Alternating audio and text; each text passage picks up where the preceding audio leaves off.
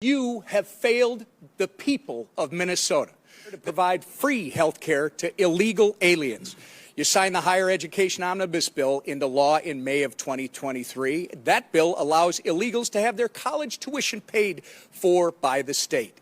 You signed the Driver's License for All Act into law in March of 2023, and that bill allows illegals to receive driver's licenses.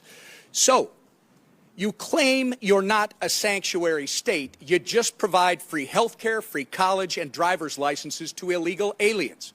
One reason you're here testifying before us today is because you refuse to cooperate with ICE. While states like Florida and Virginia empower their law enforcement to detain and remove criminal illegal aliens, you, sir, have done just the opposite. Your Attorney General is directing law enforcement to ignore ICE immigration detainers. Do you agree with the Attorney General's guidance? Well, Congressman, it's good to see you again, and thank you for being here. First, I would say, as my job as governor of Minnesota is to make Minnesota the best state in the nation. Do you agree with the Attorney General's guidance? Congressman, what I would say on this is that Minnesota follows all law. I would say it's a very easy question. And again, if you claim you're not a sanctuary state, you just claim that you support policies. You're not a sanctuary state, but you support policies that prevent ICE from doing their job. Congressman, isn't that right? That is incorrect, Congressman. We follow the same laws when you were in the Minnesota House. The law has not changed, If you'll allow me, I've got limited time. Well, that's what you tweeted, by the way, sir. And on May 23rd, 2018, you tweeted, quote, "I support policies that keep law enforcement from enforcing federal laws," close quote. On May 17th, just this spring, at the University of Minnesota Law School's commencement ceremony, you said, quote, "Donald Trump's modern-day Gestapo is scooping folks up off the streets." When you said the words modern-day Gestapo, you were referring to ICE agents. Gestapo, by the way, sir, was the official secret police of Hitler's Nazi Germany. So you're calling ICE agents modern-day Nazis.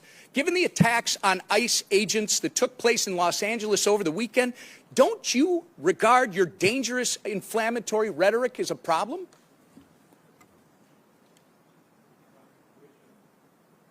The questions do you want me to answer first? So, sir, it saddens me that you refuse to express regret from comparing ICE to Nazis. ICE agents are brave Americans who get up every morning, leave their families, and put their lives in harm's way to protect our country, sir. You, at the very least, owe an apology to these dedicated public servants. I will say, sir, inflammatory rhetoric such as yours and the other governors on this panel is responsible for putting a target on the back of every ICE agent who is risking their life to protect our communities. Minnesota is all too familiar, by the way, with the chaos that ensues when you refuse to work with law enforcement to enforce the law. In May 2020, looting, acts of violence, and arson occurred on your watch in Minneapolis after you refused to bring in the National Guard. Governor, your agenda is clear: free health care, free college and driver's licenses for illegals while handcuffing law enforcement when they're trying to protect our citizens and their communities. If you think that's not a sanctuary state, you shouldn't be governor. By turning Minnesota into a magnet for illegals, you have opened up our communities to dangerous criminals, including known terrorists, gang members, murderers, and child predators. You have sent a resounding message that if you're a hard-working, law-abiding citizen of Minnesota, your safety and well-being are not the priorities of Tim Walz and his administration. But if you're coming to our state illegally, you're not only welcome with open arms, you're entitled to free stuff on the taxpayer's dime. This is absolutely disgraceful. Governor Walz, your sanctuary state agenda has been defined by your utter failure. You have failed to enforce the rule of law. You have failed to uphold our national sovereignty. And most importantly, you have failed the people of Minnesota. The time for radical sanctuary state policy, sir, is over. The voters made that clear last November when they elected President Trump and Vice President J.D. Vance. You remember him, don't you?